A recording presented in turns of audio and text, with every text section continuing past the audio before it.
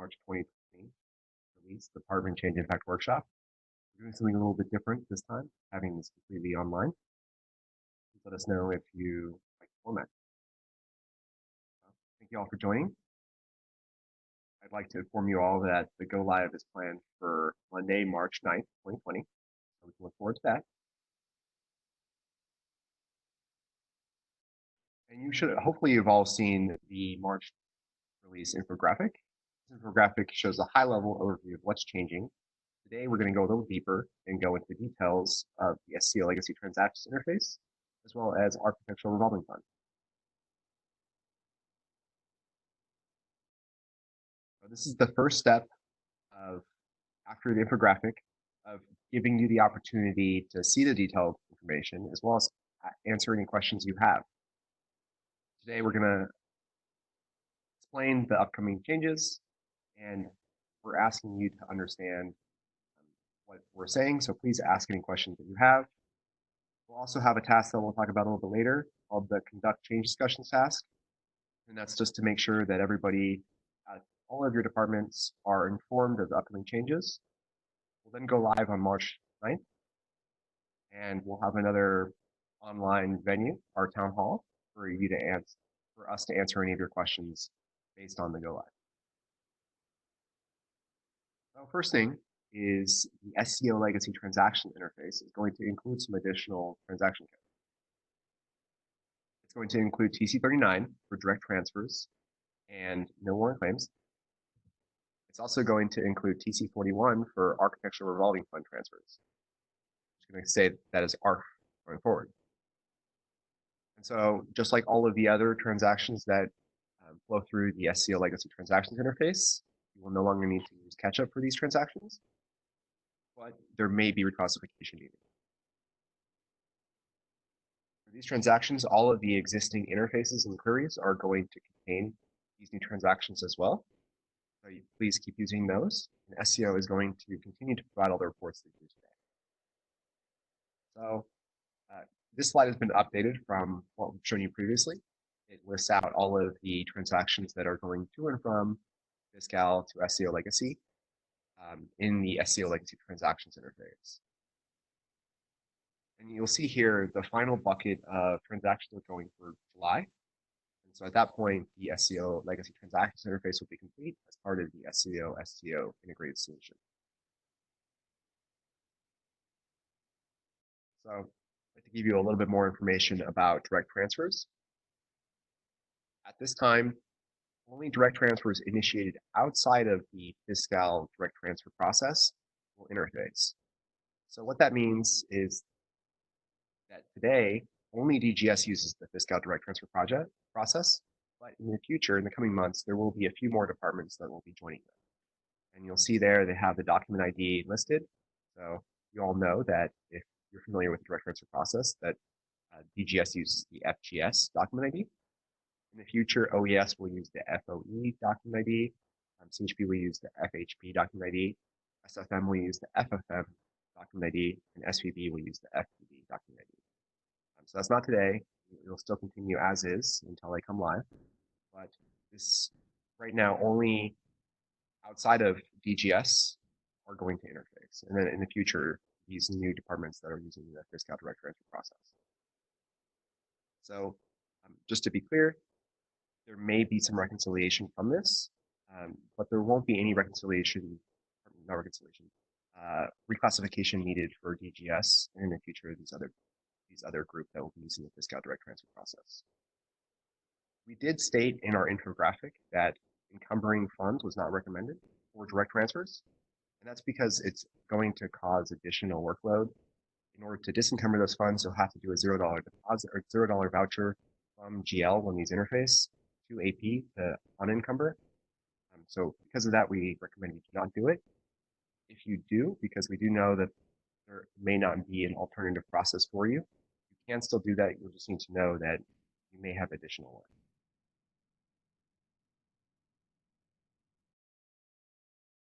Make sure everybody's on the same page with reclassification. Reclassification is defined for this process is defined as adding those departmental chart fields that are not available in SCO Legacy to those GL journals. So it's going to be at your department's discretion whether or not you reclassify anything that's coming in through the SCO Legacy Transactions interface. And Fiscal is working on a job aid to describe more in detail what that looks like. Department should be familiar with the different types of reclassification. In GL, that is GL to GL, you just do it in their GL journal. If it's GL to AR, it's $0 deposit. If it's GL to AP, $0 voucher. So we're just going to collect that information provided to you in job aid, make it more simple to access it. Want to continue to use the queries provided by Fiscal to assist with reconciliation and reclassification.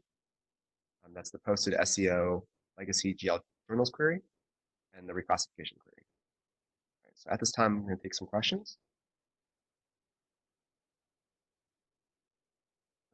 Doesn't look like we have any questions.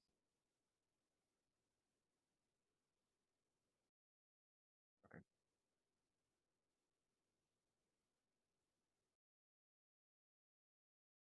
So for those of you who are asking about the PowerPoint, when you first log into WebEx, you'll be able to find the PowerPoint on the main login page.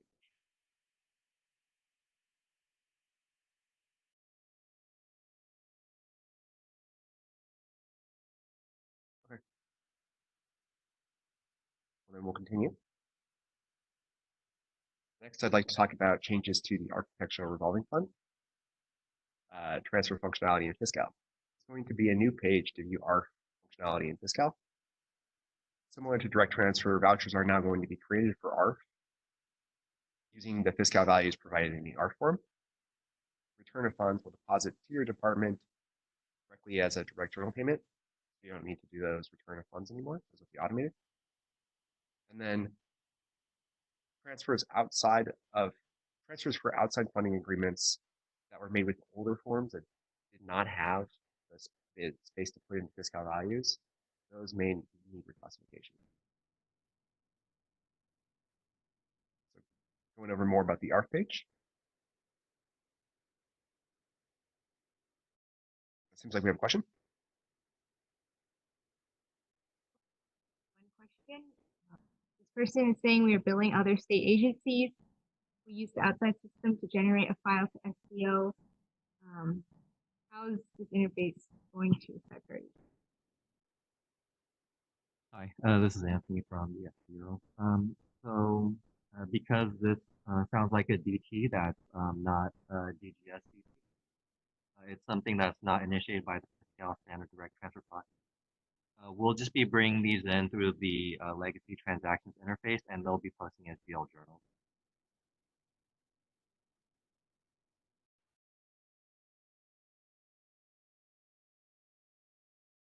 Okay.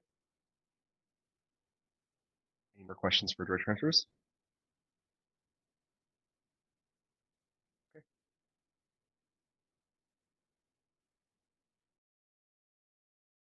So a new page is going to be available in Fiscal to view your ARF form information. That's going to be entered in by DGS and SCO following the current process you use for ARF. And just like direct transfers, those vouchers are going to be generated for your department. But that also means that there may be combination edit or other voucher build errors that may need your action to fix those departmental chart fields. For the non-departmental chart fields, Fiscal will handle that for you. And then for transactions related to Form 22, accounting entries for prepayment to ARF and reserve for prepaid are going to be automatically recorded.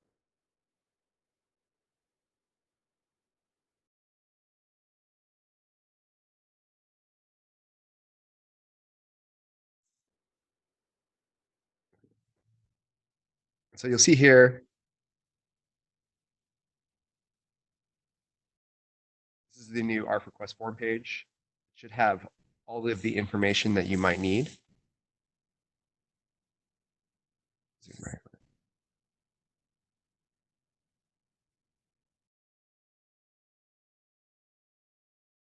So this is when we go live in March 9th, you'll have access to this. It should be a nice, convenient way for you to review any information related to ARF.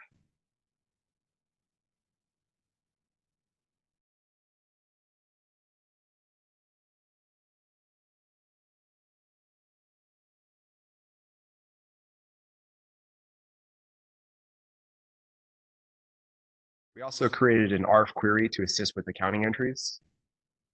The current name for that is going to be ZZ_ARF request forms.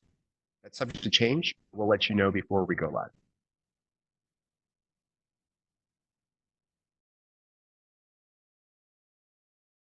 You also need to continue to liquidate reserves as today, and you may need to reclassify in certain situations.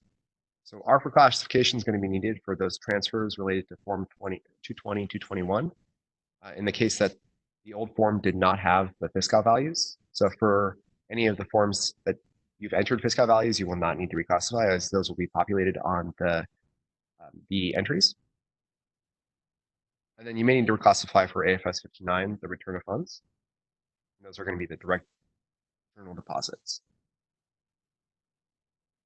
You'll still need to manually liquidate reserves for prepaid NGL according to the DGS expense reports that you received today.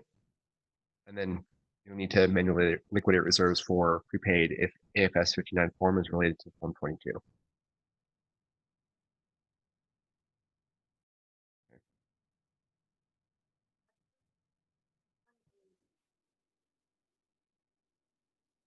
Your AR set up to apply these payments. Why aren't these payments interfaced into the AR module similar to CRO? Are we supposed to close these ARs manually and reclass in GL? Okay, so I don't believe that every department has AR set up for the no warrant claims, but if there is a need to apply payment to an AR item, you could always do a $0 deposit to reclassify from GL and apply payment to the AR item. The next question is there a special role that we need to assign a user to be able to access this page? So I think that question was about the ARF Request Form page. So no, there's no special role. View access to this page has been given to AR Viewer, AP Viewer, and GL Viewer. So I think that all users should have access to this page. The next question is, will the new interface DTs have one default chart field similar to AR0?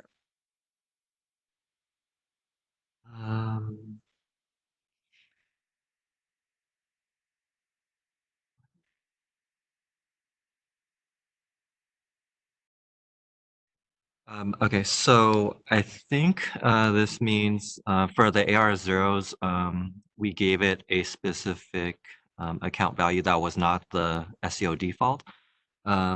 We will not be doing that for these transactions. These will have the SCO default departmental chart field values just from COA crosswalk.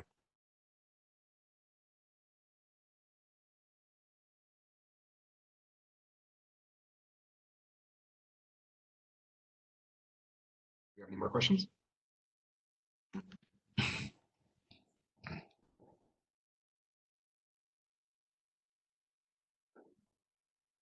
No.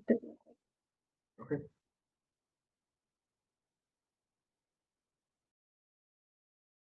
So just in summary, on March 9th, there will be some updates going live for the SCO Legacy Transactions interface to include the two new TC codes, TC39 for direct transfers and no warrant redeposit, as well as TC41 for Architecture Revolving Fund. And then for ARF, you'll have a new page available for you to access and review all of your ARF information. And you'll need to make sure you understand a few cases where you may need to reclassify. So if we have no more questions on those, I can move forward to some upcoming release content.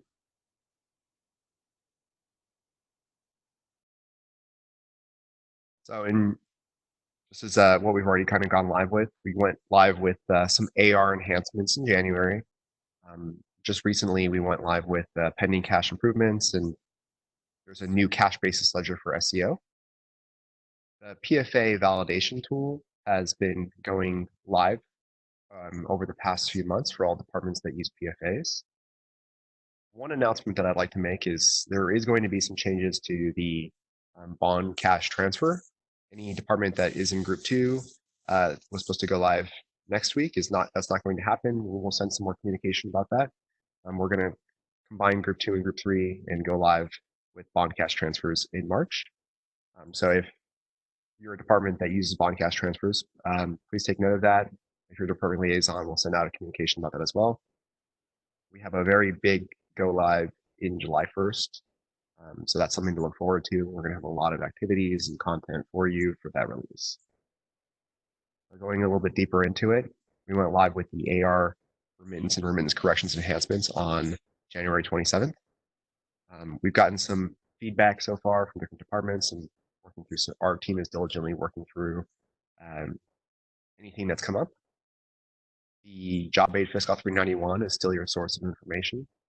My understanding is that it's currently being updated, so you guys can look out for an update to that, just to provide you guys a little bit more information on specific things that we've been seeing, so that way everybody is aware of how to use that functionality correctly. So there was some cash basis, the cash basis ledger did go live with some enhancements or improvements to the pending cash reclassification process for LD and PC.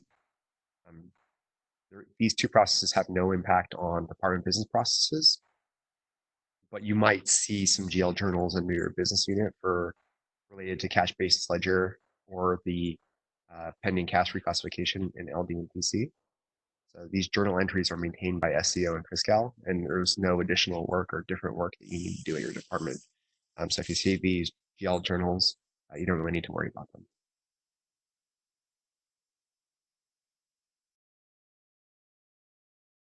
Additionally, there is a subset of departments that were requested to start using the Fiscal bond cash transfer functionality related to AP vouchers for bond funds. That functionality is available for all departments who use bond funds today, if you would like to start using it. But the goal for SCO is to continue to make sure departments are using Fiscal instead of using paper outside of Fiscal. So we've created some training video for you. If your department uses bond cash transfers and would like to know more about how to use it, we've also got the job aid available with some background on it. It's just a small part of a bigger job aid overall. SCO will continue to accept the paper to make sure departments have plenty of time to adapt their business processes, especially those that are going to go live in March. The goal is that departments are making progress on transitioning from doing these bond cash transfers outside of Fiscal to doing it in Fiscal. So SCO is just going to work with departments to make sure that the right need is met to transition. All right, so we had some updates to the overall PFA validation functionality. We've had 3 successful go lives for it. So we're about 60% of the way through getting departments through it. Group 4, for the most part, has finished their validations and they're going live on February 24th. Group 5 just had their kickoff today and they will be going live on March 30th. So there will be some departments that will be coming in and doing some validation starting March 3rd. So that's going to be the last set of departments on this functionality. If you need more information on PFA in general, if your department doesn't use PFA and just want to know some more, you can go to the SAM section 8452. Okay. So earlier I talked about July release is going to be a big one. There's 3 kind of buckets of functionality going live for the SCO release at least. That's going to be around cash validation and cash appropriation validation. It's moving what's currently in SCO Legacy into Fiscal. So we're going to have some a lot of activities around that to make sure every department is ready for that launch, for that go live. We've also got the PFA interface. We've done all this PFA validation. As we start to continue going through with departments, and you're going to see some impacts from that as well. And there's just some general, we call it milestone 5, but it's really just around, SCO financial reporting. And so that's also going to, you should just be aware of some changes that are going live in Fiscal or primarily focused on SCO control functionality. So right now, we don't have a whole lot of information to share with you on this. Just be on the lookout for more, as that's going to be very impactful for the new year. Do you have any questions? Okay.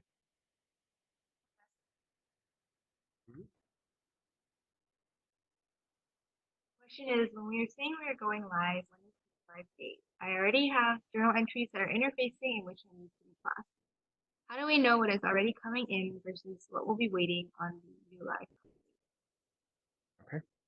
So in this presentation, there is a slide 6, which has the latest matrix of what's already gone live on the left, as well as what's going to start in this release, and then what's coming in July. This presentation is not yet posted on ServiceNow, but it will be posted on ServiceNow. You can also find it when you first log into the WebEx. It's posted there. So anything that's live to the left, it's already happening today on a daily basis. The interface completes every night. Does it complete in between? Nightly, right? Yeah, so it completes nightly. So if you've been working with it, I'm sure it sounds like you have. It's all going to be there. And then starting in March, we're going to have a few more coming in that you'll have to start working with. And then July will be the last of the planned releases. Anthony, is there anything planned after July? Okay. Did you have anything to add, anything?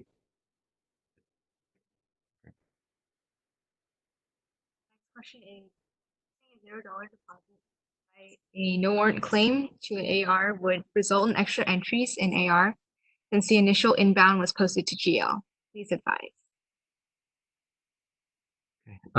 So this $0 deposit approach to reclassify to AR from GL is actually what was recommended for the payroll AR interface transactions, which have been coming in since June. So it's the same approach, but I have received this feedback from other departments. I think the main concern is with the Department of Finance queries. For example, they have separate queries for the direct journal payments as opposed to the customer item payments, right? So we can check with finance to see if we can get a combined query that shows both, so it doesn't look like it's imbalanced from that perspective. Hopefully that answers that question. If not, we can get further clarification. The next question is for TC39. Will new release BU have the same functions as DGS? Yeah, so the new departments, so OES, Highway Patrol, CAL FIRE, and State Personnel Board. By using the Fiscal standard direct transfer process, it should behave very similarly to the DGS direct transfers.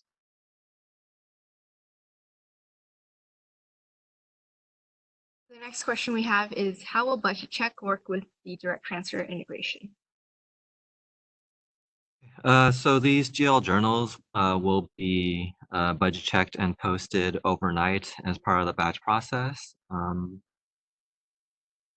I'm not sure specifically what this question is in regards to, but if it's, for example, if it's about what happens when there's not enough RSA in Fiscal, but there was in Legacy, in those instances, because it's already posted in the book of record, we would just override the budget error in Fiscal.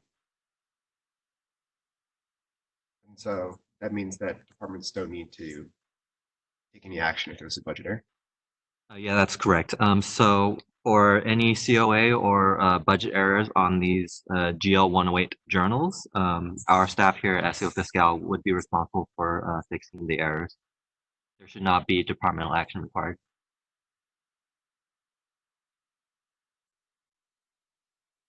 Next question is, will TC39 no warrant claims create deposits and apply payments automatically? No, the TC39 no warrant claims will post in GL only.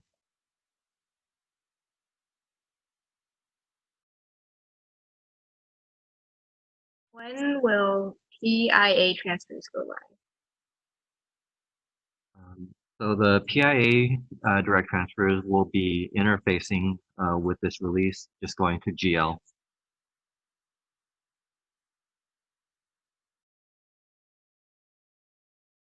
When the interface fails on a certain day, should departments post manually or reach out to Fiscal and have Fiscal rerun the interface for that day? There should not be any action required. Definitely don't post manually, and there should be no need to reach out to Fiscal as well.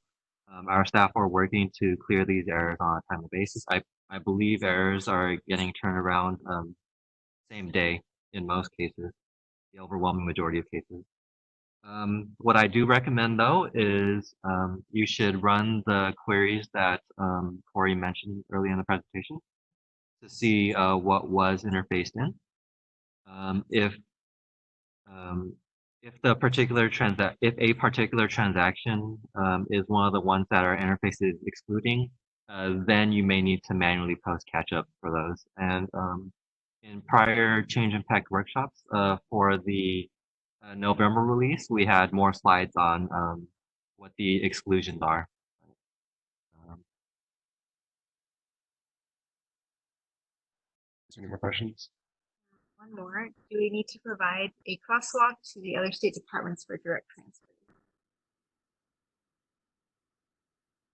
For the other departments that are coming onto the Fiscal standard direct transfer process, I believe that they would require chart field values for their configuration. So those 4 departments, and if any other departments who use direct transfers are coming live onto Fiscal and would like to use the Fiscal direct transfer process, we have a separate change management team who is working on that. And so they're responsible for making sure that you guys get all the tasks that you need to complete any activity you need.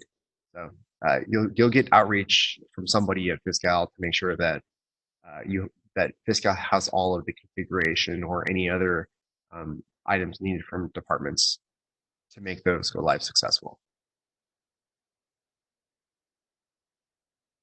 The next question is the budget check and the integration post when there is not RSA and Fiscal, would that prevent transacting at the department until there's further RSA? I mean, that is possible, but the KK issues in Fiscal need to be corrected on a timely basis. And if something posts in Legacy, because it's the book of record, we do have to post it in Fiscal. If a journal entry does not interface, does the department need to post that on their own? They have a journal entry that do not interface.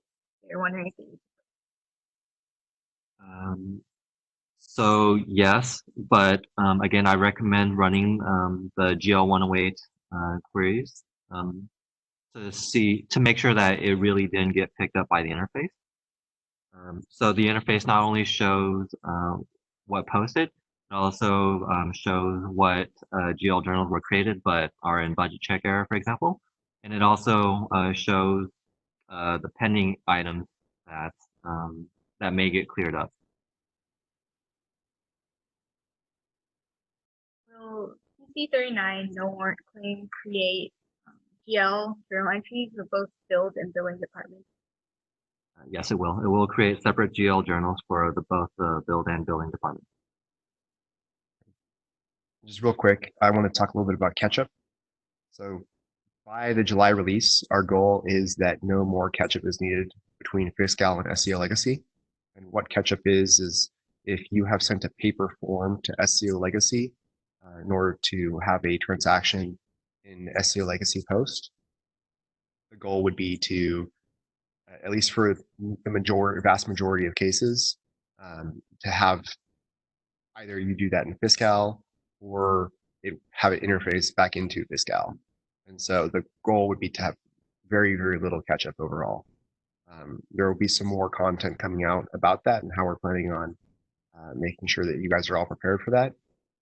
There may be catch-up in past years, but just as kind of an update, we're working very diligently to make sure that SCO and Fiscal match almost 100% of the time.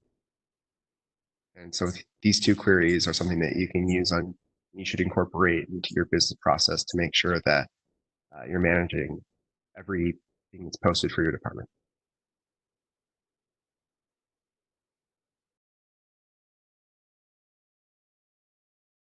Any more questions?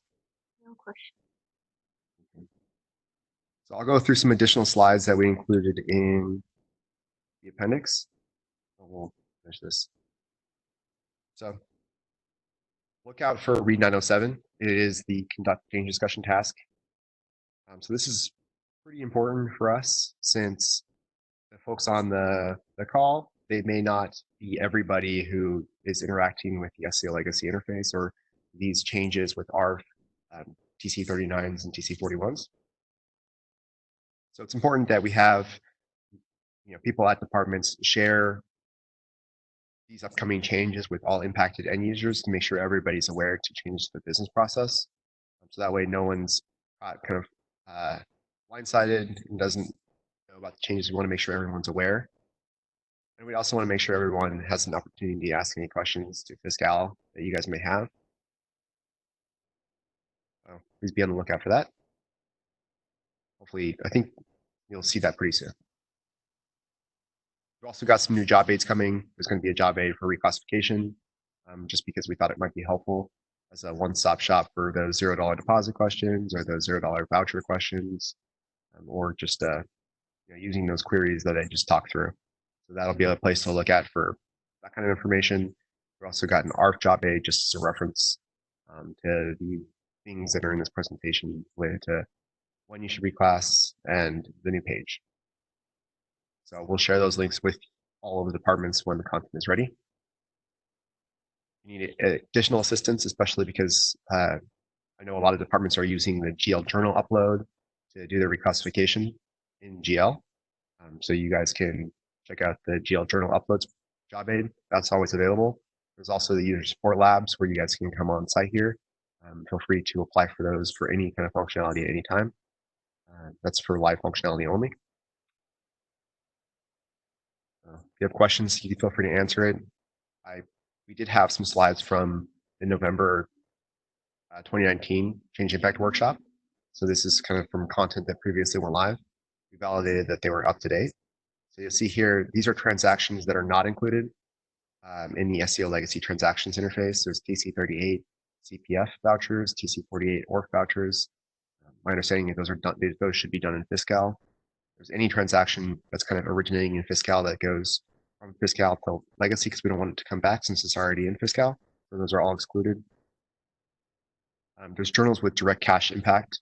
So you'll see here, there's the SMIF and so forth. Those are supposed to go live in July.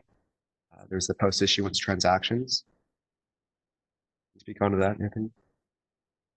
Oh yeah. So for these post-issuance transactions, SCO disbursements is actually already processing these in Fiscal.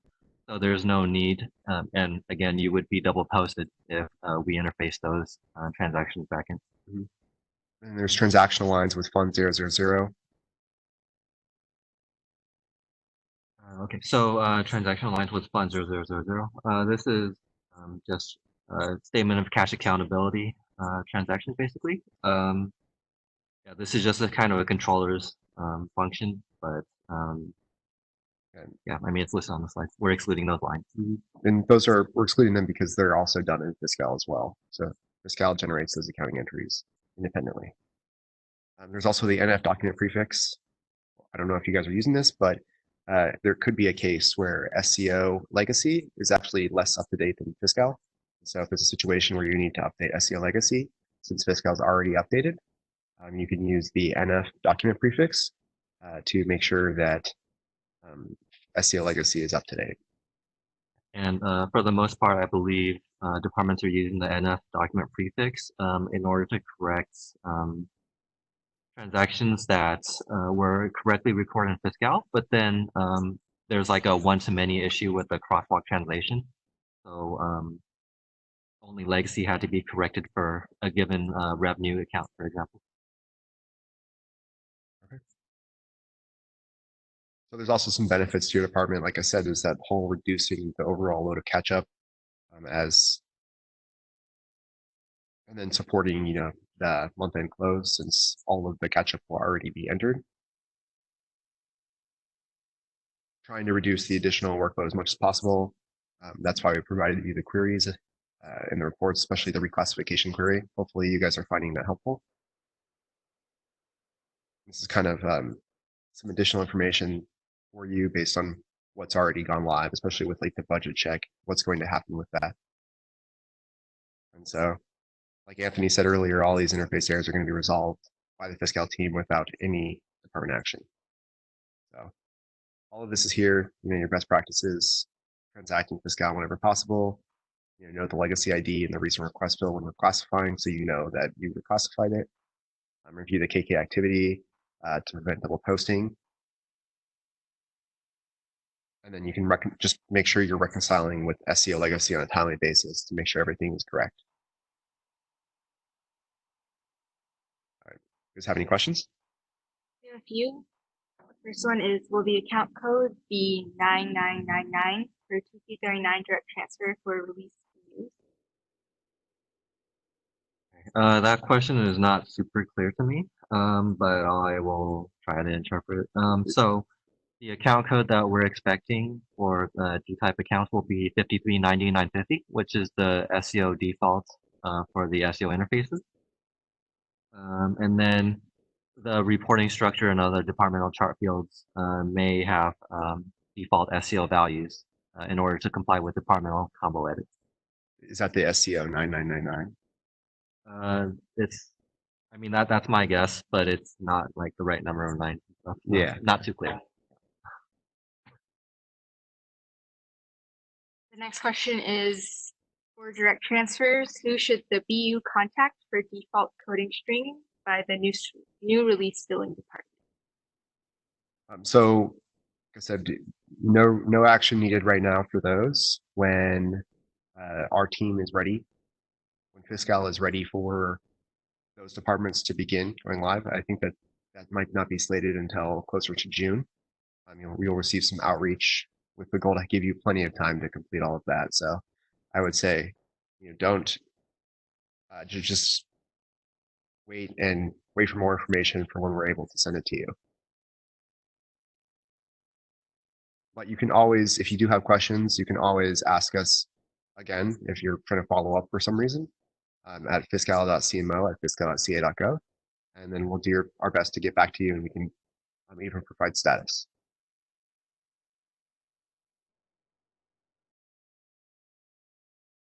Will the bank account code be 9999 for TC39 direct transfers for release views? Okay, so thank you for clarifying. So I think the question is about the new VUs coming on the Fiscal standard direct transfer process in June. Now it's about this March release, but the expectation is that yes, they will use bank account 9999 as that's the bank account that's used for the Fiscal standard direct transfer process.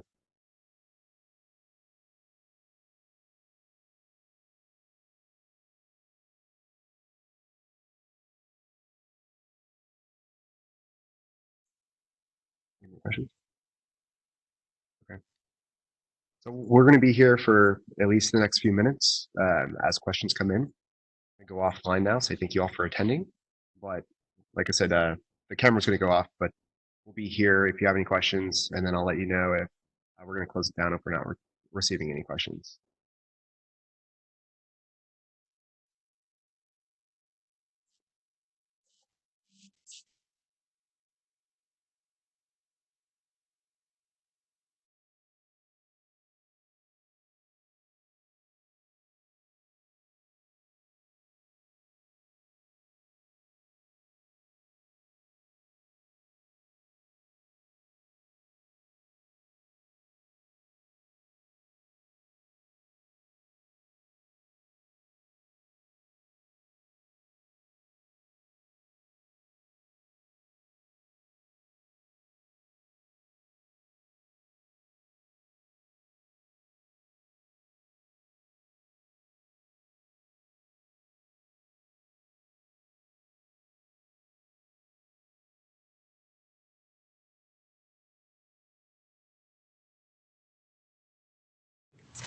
All right, so we have one more question.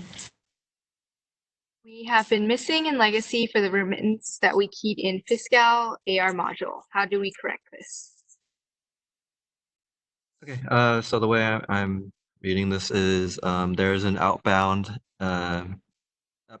regular deposit that should have gone to legacy as a TC47.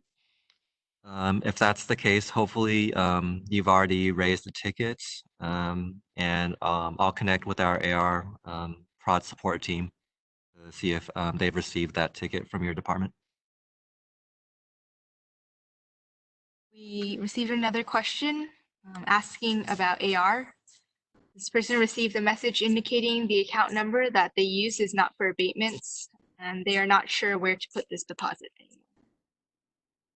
Okay. So this sounds like this question is pertaining to the AR workflow enhancement that went live on January 27th.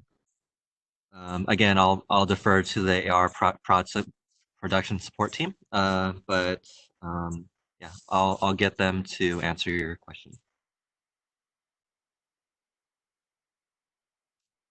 Next question is, if a direct transfer, for example, a PIA interfaces into Fiscal, it interfaces into GL, correct? If so, do we need to do a catch-up entry in AP, or the interface entry will remain? So it is correct that it would interface into GL. If your department needs that to be an AP, then yes, you could reclassify that into AP. But you should not record a catch-up entry in AP. It should like you would be double posted if you did. So if it needs to be an AP, you should reclassify it to AP. The next question is asking for clarification. The direct transfer is now paid with SCO coding, and the department has to reclassify just the claim schedule. Is that correct? So that is true for the basically the non-DGS direct transfers. For the DGS direct transfers, as well as the other departments that are coming online to the Fiscal standard direct transfer process, there shouldn't be any reclassification work needed. There should be no change to your process for those.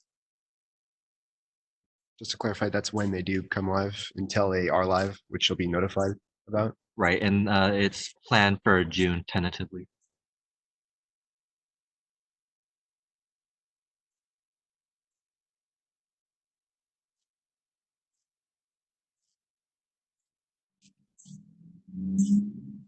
Doesn't look like we're getting any more questions right now.